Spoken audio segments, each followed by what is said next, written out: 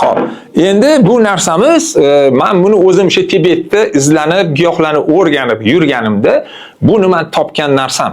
Bu narsamiz shunaqa mo'jizaki, subhanalloh, bu gul yog'i, oddiy tabiiy gul yog'i bo'lib, subhanalloh, bolajonlarimizmi, buni oqadi, biz yo'talyapti, tomog'i og'rib qolganda, kechqurun shunday burniga shunday surib qo'yamiz. Tomog'iga shunday suramiz, ertalab turasiz, qarabsizki mo'jiza. Burni oqish to'xtaydi, yo'tali ham, tomoq og'rig'i ham to'xtaydi.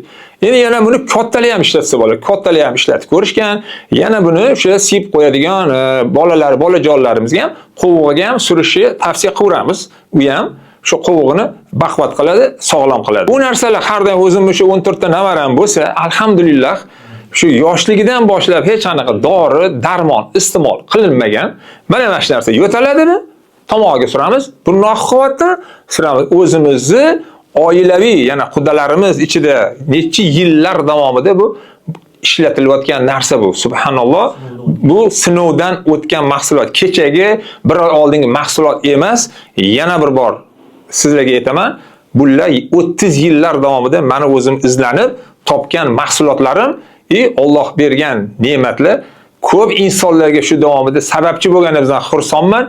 Yana bir bor ko'proq insonlarga sababchi bo'lish xohlaymiz. Sog' bo'linglar.